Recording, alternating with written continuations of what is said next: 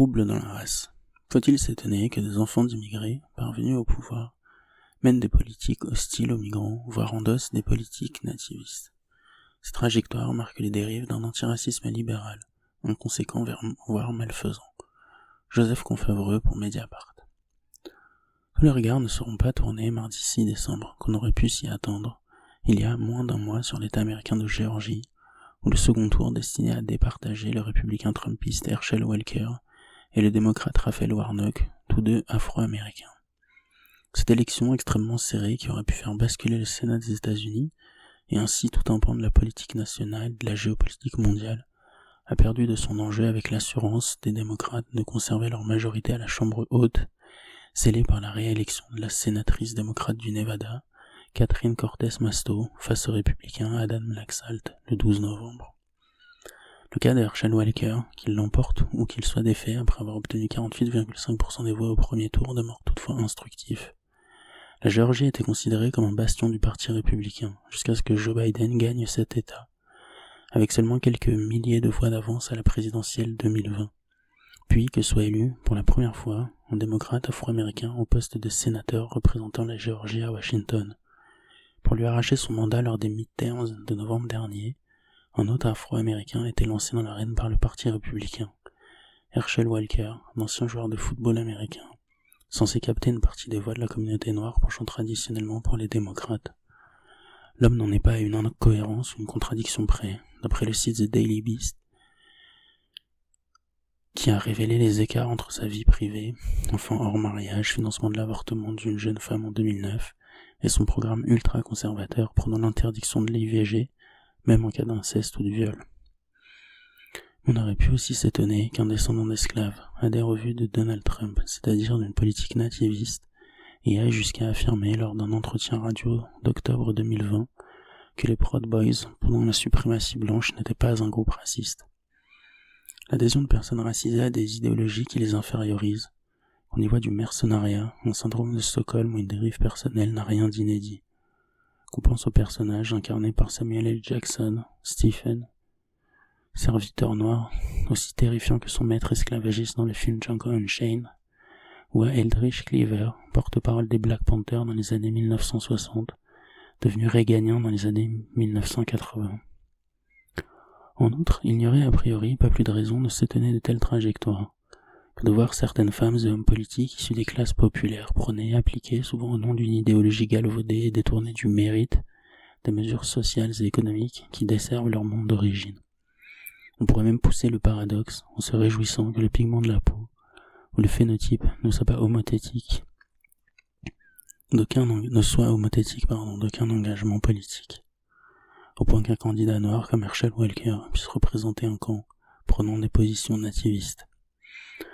Or, en poussant davantage le bouchon que le paradoxe, juger que le fait que des représentants des minorités visibles, longtemps invisibilisés, s'affichent au premier rang de partis conservateurs, et même radicalisés depuis l'époque où Colin Powell était secrétaire d'État à George Bush, serait un signe indubitable d'intégration ou d'assimilation au monde majoritaire. On pourrait aussi juger qu'une étape inquiétante a été franchie par rapport au constat déjà bien établi que des personnages politiques issus des minorités, à l'instar de Barack Obama, ont davantage creusé les inégalités raciales qu'ils n'ont permis de lutter contre, en pratiquant des politiques sociales et économiques d'inspiration néolibérale qui affectent en priorité les classes populaires et précaires où les non-blancs sont surreprésentés. Ce n'est pas en effet tout à fait pareil, quand on est une personne politique non-blanche, d'endosser des politiques ouvertement racistes, nativistes ou anti-migrants, que d'assumer des politiques qui ne s'attaquent pas aux inégalités raciales. Et s'il n'est pas inédit que des organisations tenant des discours d'extrême droite réussissent à recruter des individus, y compris parmi les anciennes populations esclavagisées ou colonisées, il l'est davantage que ces recrues en viennent à accéder à des postes importants,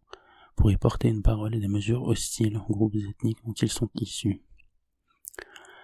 Si on déplace ainsi la focale, non plus outre-Atlantique mais outre-Manche, cette configuration ne relève ni de l'exception ni de l'outrance trumpiste de type Herschel Walker.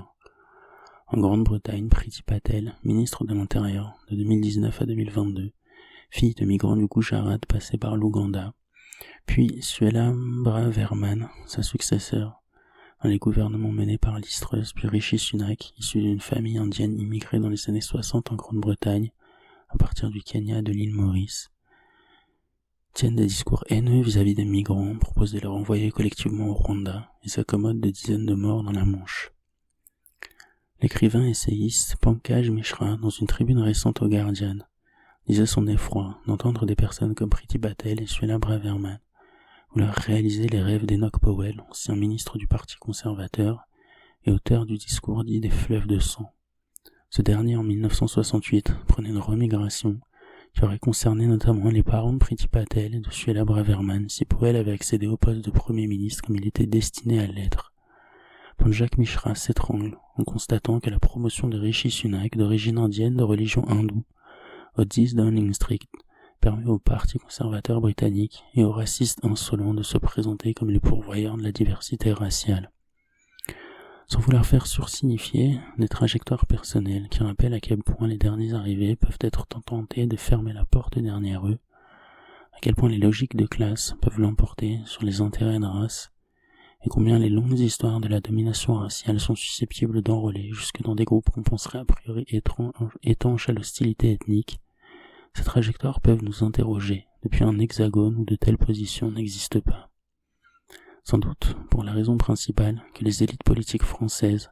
sont beaucoup moins diversifiées que celles du monde anglo-saxon. En effet, sans emprunter exactement la même forme, ni hériter d'une histoire similaire de chaque côté de l'Atlantique ou de la Manche, ces trajectoires incarnent à la fois des aboutissements, des dérives et des dégâts d'un antiracisme libéral qui a brouillé la ligne de partage des couleurs visualisée par le sociologue W.E.B. Dubois dès 1900, à l'aide de graphiques portant sur l'éducation des communautés africaines-américaines au sud des États-Unis. Cet antiracisme libéral et ses effets délétères se situent au cœur du livre du philosophe Florian Gully, intitulé L'antiracisme traduit et publié récemment au PUF, réfutant l'opposition entre un antiracisme politique visant à l'hégémonie dans le champ du combat contre le racisme et un antiracisme moral dont en réalité personne ne se réclame. Le chercheur juge que l'antiracisme dominant n'est pas moral mais libéral. Pour lui, à partir de la fin du XXe siècle, la critique du racisme a été enrôlée, reformulée du même coup par le libéralisme, pour donner un tour progressiste à des politiques profondément régressives sur le plan économique. Cet antiracisme libéral, sans se soucier le moins du monde des inégalités matérielles, avait une ambition précise et limitée, la diversification des élites économiques et politiques, qui ne devait plus être exclusivement blanche, notamment parce que la discrimination est irrationnelle dans la mesure où elle revient à se priver d'individus talentueux au prétexte qu'ils ont telle origine. Pour Florian Gully, cette indifférence au sort des classes populaires empêche de qualifier de moral cet antiracisme. Le chercheur concède donc à l'antiracisme politique le grand mérite d'avoir repolitisé la question des quartiers populaires et des classes populaires stigmatisées, même si c'est selon lui en des termes problématiques. Avec son titre et son sous-titre « Défense de l'universel », l'ouvrage se positionne dans les débats récurrents entre universalistes et identitaristes, antiracisme politique et antiracisme moral, questions sociales et questions raciales. En jugeant que l'antiracisme a été doublement trahi, d'un côté par les militants antiracistes ayant, selon lui, au mieux renoncé à devenir majoritaires, au pire épousé un réductionnisme social, des rapports sociaux dignes de leurs adversaires d'extrême droite. Trahi d'autre part par les promoteurs d'un antiracisme libéral en différents rapports de classe. La première trahison explorée par Florian Gully demeure discutable, même si le chercheur demeure très loin des outrances des tenants d'un printemps républicain sommant les minorités à l'assimilation, ou des dérives d'un Pierre-André Taguieff, jugeant que ce sont désormais les militants antiracistes qui seraient racistes parce qu'ils convoquent le mot race dans leurs analyses et leurs combats. Il y juge que l'opposition blanc-non-blanc renforce les divisions préalablement dessinées par l'idéologie raciste et s'appuie pour cela sur certaines phrases de Martin Luther King, Angela Davis ou Bobby Seale, ayant précocement contesté les thèses de Stokely Carmichael, autre figure éminente du Black Panther Party qui faisait de la ligne de partage des couleurs la principale scission de la société états-unienne. Il développe à son appui trois arguments principaux, en plus de contester, après d'autres, l'usage problématique du terme privilège blanc. La race serait une matière hautement inflammable, et donc inapte pour cela à être recatégorisée en des termes politiques émancipateurs et progressistes. L'antiracisme dit politique, centré sur les inégalités raciales, demeurerait insuffisamment attentif aux questions sociales,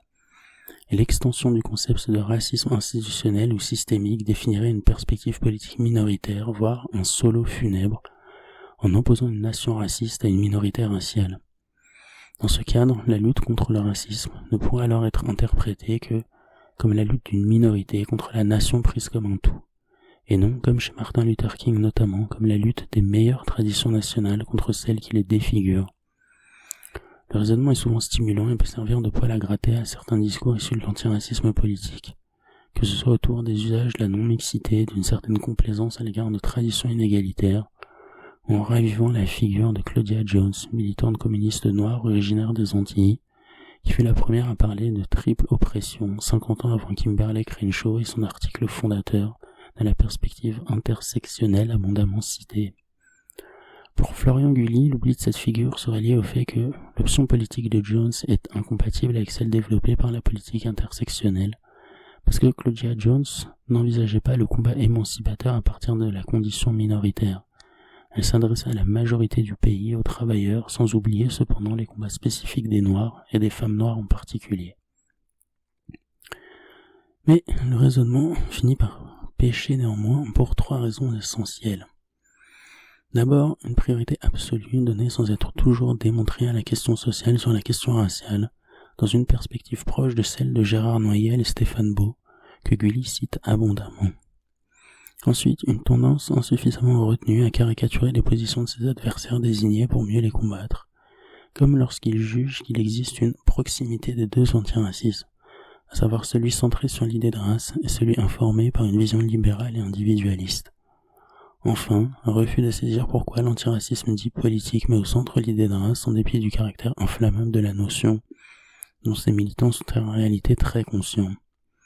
L'ouvrage de Florian Gully est davantage convaincant quand il étudie l'autre version de la tradition de l'antiracisme, celle portée par ce qu'il désigne comme un antiracisme libéral, qui prétend résoudre le problème du racisme en colorant les élites. Ce dernier se révèle inefficace quand on voit la manière dont les droites extrêmes ont imposé leur thématique dans le débat public, et comment les droites radicalisées ont de plus en plus souvent fusionné avec les partis conservateurs. Mais surtout il s'avère pervers quand il place au poste de pouvoir des personnes issues des minorités visibles, mais ayant épousé l'ensemble des valeurs inégalitaires des groupes auxquels elles adhèrent,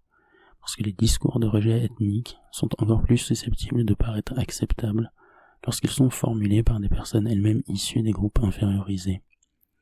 On se retrouve ainsi dans un étau où, en France, c'est le socle colorblind de la République qui constitue un écueil récurrent à la lutte contre les inégalités raciales,